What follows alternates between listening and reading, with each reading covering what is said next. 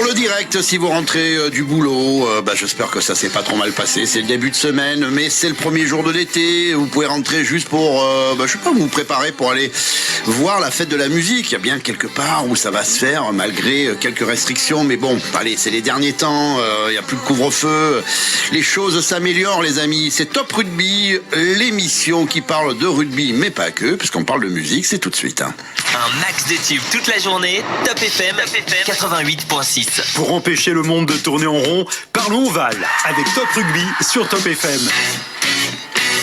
Je vous rappelle, ce soir, Stéphane Kieffer et Cyril Schouer du Rugby Club Sifour-le-Brusque sont là. Donc, un qui va prendre la présidence, sûrement, Stéphane. Oui, c'est ça. Et Cyril, un des deux coachs qui est avec nous. Oui, tout à fait. D'ailleurs, je passe un petit coucou à Mika qui n'a pas pu venir. Exactement. Salut Mika. Sinon, avec plaisir. On va parler de rugby. On va revenir avec notre envoyé spécial, notre chroniqueur, parce que c'est comme ça que je l'appelle. Il s'appelle Jonathan. Il est à La Rochelle. Comment tu vas, Jonathan ? Comment dire, je suis excité, je suis pressé d'être vendredi. J'ai la forme, tout va bien. Salut Jonathan. Alors Jonathan, tu es un Rochelais qui a un cœur toulonnais quand même, il faut le préciser. Si le jaune et noir est tes couleurs actuelles, tu as été rouge et noir aussi. On va quand même raconter à nos auditeurs. Oui, j'ai découvert Toulon lors d'une finale pas loin de notre futur adversaire Toulouse, à Castanet exactement. Ouais. J'ai pu sympathiser avec Louis Carbonel, Julien Horry, Bruce Deveau, Maleka Foliaki. Toulon était champion de France en battant La Rochelle et j'en garde un très très beau souvenir. Et puis je suis devenu par la suite caméraman dans des petits clubs à droite à gauche et j'ai fait les pockets aussi, Stade Rochelet.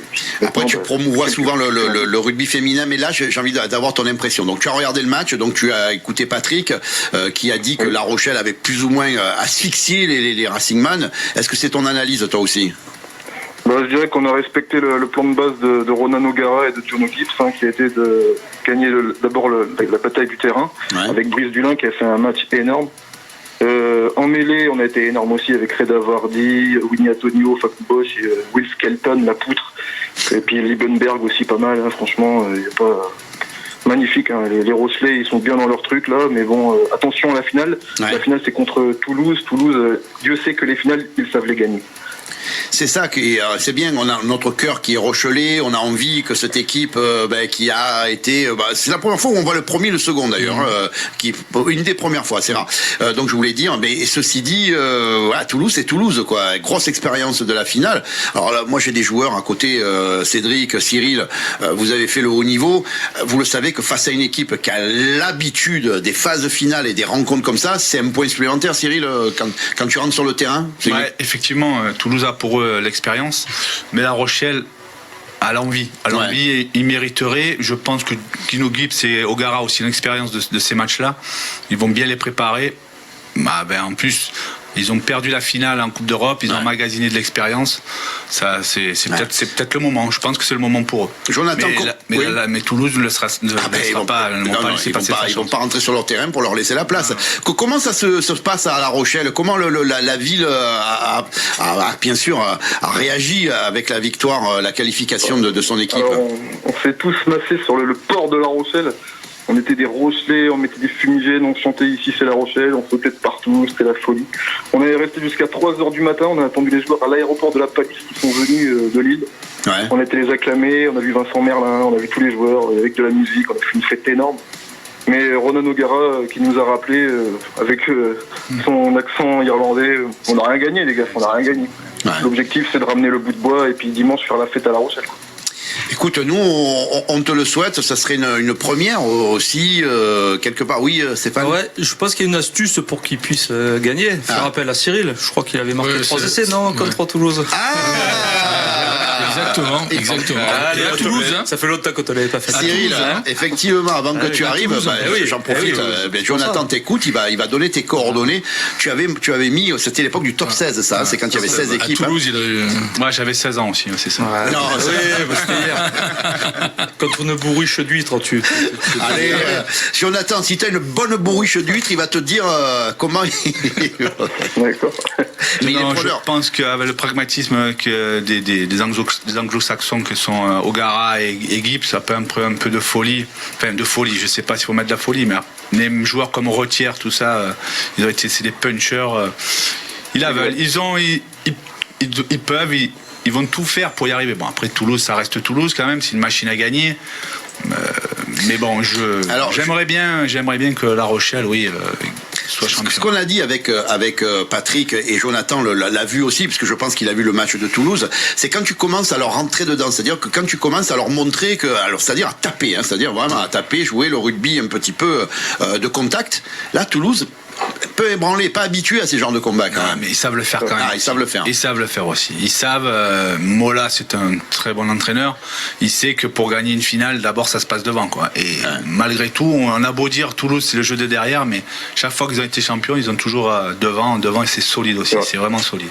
Jonathan, ton analyse, toi, sur cette finale? Je pense qu'il a raison. Patrice Colazo disait, vous savez, qui vous entraîne à Toulon, Patrice Colazo disait contre Agen, la finale en 2014, Agen était venu nous taper à deux Flandres, Agen avait battu La Rochelle, et on faisait une finale pour la montée, et puis tous les journalistes disaient La Rochelle va perdre. Colazo, il nous avait dit, si on les prend devant, on va les gagner. Là, la même analyse, j'ai envie de dire. Toulouse nous a joué en match amical, Toulouse nous a joué en finale, Toulouse nous a joué en championnat.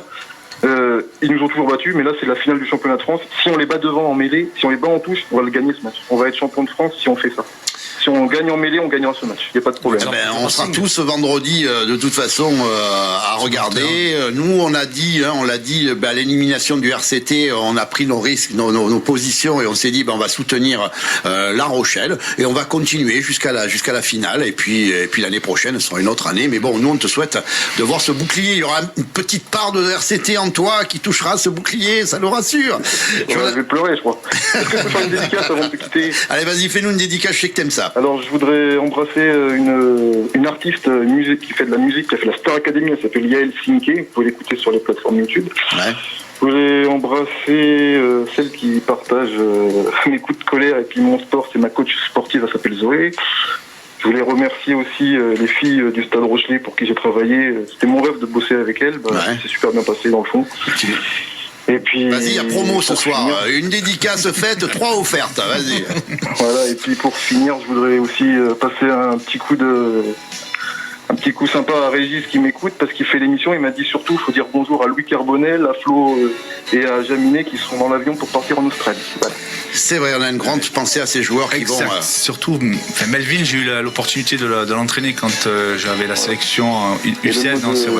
Vraiment, c'est dommage parce qu'il est de la région, il s'est exilé à Perpignan, mais bravo à lui, bravo à son équipe parce que c'est grâce à lui. Le mot de la fin, ce sera une phrase de Thierry Roland qui disait après avoir vu ça, on peut mourir tranquille. Oui, le plus tard possible.